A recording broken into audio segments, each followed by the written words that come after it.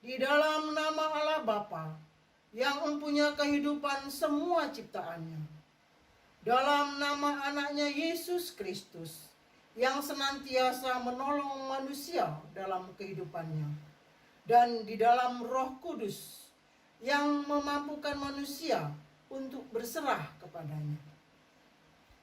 Anugerah dan damai sejahtera dalam Allah Bapa, dalam Tuhan Yesus Kristus, dan dalam persekutuan dengan Roh Kudus, kiranya beserta kita sekalian.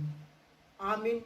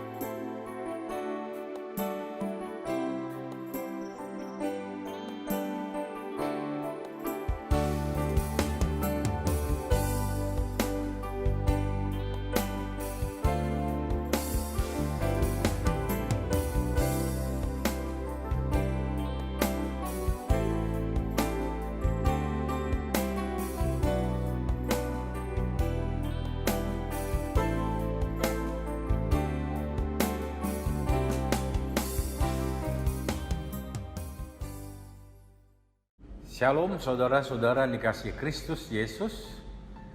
Kita akan mendengarkan firman Tuhan di pagi hari ini. Tapi terlebih dahulu kita berdoa. Terima kasih ya Tuhan, kesempatan yang Kau berikan kembali. Kami dapat mendengarkan isi hati-Mu. Berkatilah kami yang mendengarkannya hari ini, bahkan juga hamba-Mu yang menyampaikannya. Dalam nama Yesus kami berdoa. Amin. Saudara-saudara, mari kita buka Alkitab kita dari Markus pasal 11 ayat 1 sampai 11. Ketika Yesus dan murid-muridnya telah dekat Yerusalem, dekat Betfage dan Betania yang terletak di Bukit Zaitun, Yesus menyuruh 2 orang muridnya dengan pesan, "Pergilah ke kampung yang di depanmu itu. Pada waktu kamu masuk ke situ, kamu akan segera menemukan seekor keledai muda tertambat yang belum pernah ditunggangi orang. Lepaskanlah keledai itu dan bawalah kemari. Dan jika ada orang mengatakan kepadamu, 'Mengapa kamu lakukan itu?' Jawablah, 'Tuhan memerlukannya. Ia akan segera mengembalikannya ke sini.' Mereka pun pergi dan menemukan seekor keledai muda tertambat di depan pintu luar di pinggir jalan, lalu melepaskannya. Dan beberapa orang yang ada di situ berkata kepada mereka, 'Apa maksudnya kamu melepaskan keledai itu?' Lalu mereka menjawab seperti yang sudah dikatakan Yesus. Maka orang-orang itu membiarkan mereka. Lalu mereka membawa keledai itu kepada Yesus dan mengalasinya dengan pakaian mereka. Kemudian Yesus naik ke atasnya. Banyak orang yang menghamparkan pakaiannya di jalan, ada juga yang menyebarkan ranting-ranting hijau yang mereka ambil dari ladang. Orang-orang yang berjalan di depan dan mereka yang mengikuti dari belakang berseru, 'Hosana! Diberkatilah Dia yang datang dalam nama Tuhan. Diberkatilah kerajaan yang datang, kerajaan Bapa kita Daud. Hosana di tempat yang maha tinggi.' Sesampainya di Yerusalem, Ia masuk ke bait Allah. Di sana Ia meninjau semuanya. Tetapi sebab hari sudah hampir malam, Ia keluar ke Betania bersama dengan ke-12 muridnya." Sampai sedemikian jauh pembacaan firman Tuhan. Saudara-saudara yang dikasihi Kristus Yesus, temanya mengikut Yesus. Minggu ini disebut juga sebagai Minggu Palmarum. Minggu Palmarum atau Minggu Palem. Minggu Palmarum dimulai dengan persiapan yang sangat menakjubkan, yaitu persiapan keledai yang akan ditunggangi Tuhan Yesus memasuki kota Yerusalem, dan orang-orang berseru, "Hosana, Hosana!" Saudaraku, keajaiban Minggu Palmarum dimulai ketika Tuhan Yesus memberi perintah. Dan manakala perintah itu dikerjakan dengan benar dan tepat, maka hasilnya adalah berhasil. Berhasil, satu kali lagi saya katakan, hasilnya berhasil. Sekali lagi, manakala perintah Tuhan Yesus dilakukan secara benar dan tepat, maka tidak ada kata yang lain kecuali berhasil. Saudara-saudara, mari kita lihat bersama apa yang kita sebutkan tadi dengan takjub yang luar biasa, bahwa keberhasilan itu ditentukan oleh ketekunan. Keberhasilan itu ditentukan oleh ketekunan dan ketaatan murid-murid pada syarat-syarat yang telah dibuat Tuhan Yesus kepada mereka. Mau berhasil, tekun, taat kepada syarat-syarat. Nah, simpel bukan?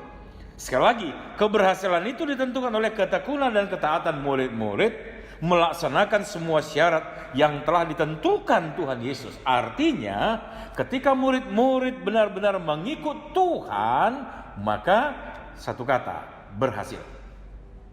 Jadi, tanda seorang yang benar menjadi pengikut Tuhan, mengikut Tuhan adalah taat pada peraturan Tuhan, taat pada syarat yang ditetapkan Tuhan. Selebihnya, ketahuilah bahwa semuanya itu Tuhan telah sediakan. Benarkah sesimpel itu? Sebenarnya tantangan murid-murid itu sangat berat. Kelihatannya simpel, tetapi tantangannya sangat berat. Apa itu? Yang pertama, tantangannya adalah diri mereka sendiri. Yaitu bagaimana mereka percaya saja kepada perintah itu tanpa membantah. Yang sesungguhnya mustahil untuk berhasil. Tapi mereka pergi saja dan kerjakan saja. Sekali lagi, pergi saja dan kerjakan saja. Menuruti Tuhan itu artinya mengikut Tuhan. Saya ingat peristiwa yang sama dengan ini adalah peristiwa rubuhnya tembok Jeriko. Joshua menjadi tokohnya di sana. Kalau kita baca di Joshua pasal 6 ayat 10 dalam versi FAYH, Alkitab FAYH, semua orang harus diam, jangan bersuara sama sekali kecuali bunyi trompet. Demikianlah perintah Joshua. Jangan mengeluarkan sepatah kata pun sampai kuperintahkan kamu untuk bersorak, barulah kamu bersorak-sorak. Itulah perintahnya. Saudaraku, tidak mudah harus berdiam diri di rumah saja seperti saat ini. Berdiam diri di rumah saja tanpa suara, tanpa mengeluarkan suara. Mereka harus menahan diri untuk tidak merespon ejekan orang-orang Jeriko dari atas tembok mereka. Mereka harus berada di jalur perintah dengan tetap menahan emosi. Mereka harus tetap mengikuti perintah Tuhan sekalipun mulut mereka tertutup. Tetapi apakah hati mereka tenang? Sekali lagi saudaraku, saya ulangi. Tidaklah mudah buat mereka. Mulut mereka boleh tertutup, tapi hati mereka apakah tenang? Dengan ejekan-ejekan tadi, apakah bisa tetap tenang sambil mempertanyakan perintah itu? Masa sih tembok roboh dengan kita berkeliling saja seperti ini? Menariknya saudaraku, Tuhan bergerak setelah Yosua dan bangsa itu bergerak benar dan tepat, maka runtuhlah tembok Jeriko. Sekali lagi, Tuhan bergerak setelah Joshua dan bangsa itu bergerak seirama percis seperti apa yang diperintahkan Tuhan. Yang kedua, tidak kalah menarik dan menakjubkannya adalah respon pemilik keledai. Dia hanya bertanya, apa maksudnya kamu melepaskan keledai itu? Ketika dijawab percis seperti yang disampaikan Tuhan Yesus pada mereka, orang-orang itu tidak bertanya lagi. Mereka membiarkannya. Gampang sekali. Mereka membiarkannya. Sangat-sangat simpel. Perhatikan. Mereka membiarkannya. Saudara-saudara yang kasih Kristus Yesus, pertanyaannya semudah itukah? Ya, semudah itu. Tapi tunggu dulu, tunggu. Sebenarnya ketika pemilik keledai itu mendengar jawaban murid-murid tersebut, yaitu Tuhan memerlukannya, sebenarnya itu adalah password, kunci membuka keberhasilan. Setiap orang yang mendengar Tuhan memerlukannya harusnya siap sedia berkata, yes, tidak ada berbantah lagi.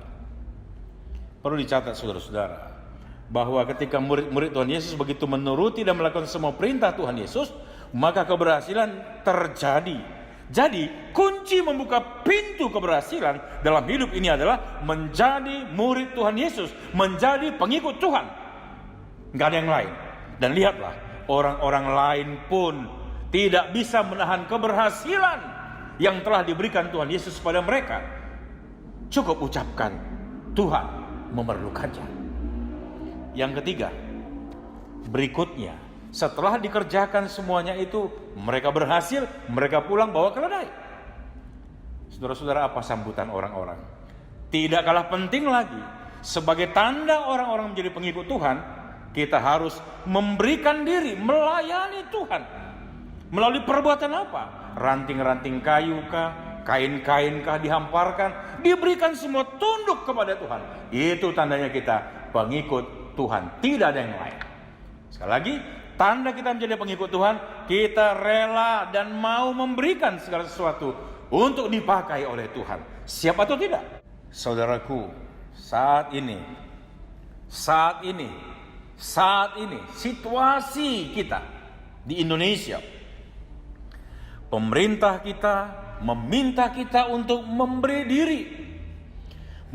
diri kita, yaitu apa? berdiam diri di rumah saja.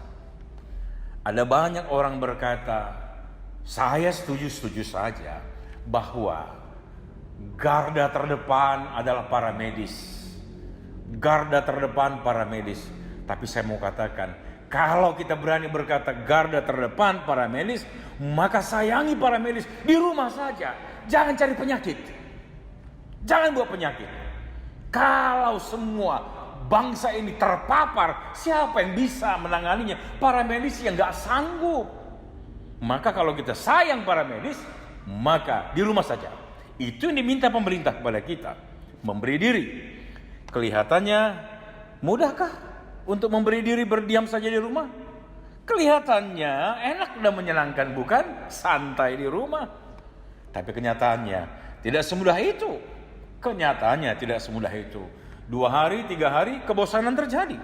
Tapi manakala kita semua warga masyarakat, khususnya warga gereja, mengikuti perintah pemerintah, yaitu memberi diri di rumah saja, untuk berdiam diri di rumah saja, maka laju penyebaran COVID-19 terputus. Itu karena kita mau menjadi pengikut, dan kita taat kepada perintah pemerintah. Oleh sebab itu, saudara-saudara, kita sebagai warga gereja dan kita sebagai pengikut Kristus, taatilah pemerintah. Pemerintah minta berdiam diri di rumah saja. Mari berikanlah bukti kita sebagai pengikut Kristus. Amin. Tuhan Yesus memberkati. Kita berdoa. Tuhan, terima kasih, firman-Mu tegas meminta kepada kami sebagai pengikut-pengikut Tuhan harus berani melakukan apa yang Tuhan perintahkan supaya berhasil. Berani percis seperti apa yang Kau mintakan. Begitu juga dalam kondisi bangsa dan negara kami. Tuhan, pemerintah meminta kami supaya kami memberi diri di rumah saja. Tuhan, kami sebagai warga kerajaan Allah mau tunduk, mau taat akan perintah itu, supaya kami juga menjadi bagian daripada anak bangsa ini yang berperan serta memutus rantai penyebaran COVID-19 ini. Berkati para medis, pemerintah kami, dan juga setiap orang yang ambil bagian dari penanganan ini semuanya. Berkati umat-Mu dimanapun mereka berada. Yang sakit Tuhan sembuhkan, yang lemah Tuhan kuatkan. Terima kasih Bapa. Dalam nama Yesus kami berdoa. Haleluya, haleluya. Amin.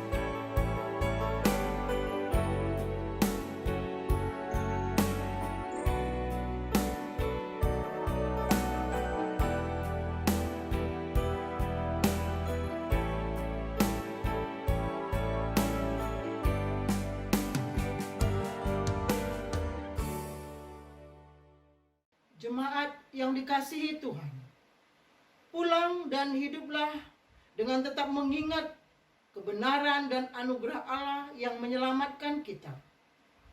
Hiduplah dalam firman Tuhan yang telah kita dengar, dan terimalah berkat dari Tuhan. Dan Allah sumber segala kasih karunia yang telah memanggil kita dalam Kristus kepada kemuliaannya yang kekal, dan melengkapi, meneguhkan, menguatkan, dan mengokohkan kita sesudah kita menderita sekian lamanya. Dialah yang mempunyai kuasa sampai selama-lamanya. Amin.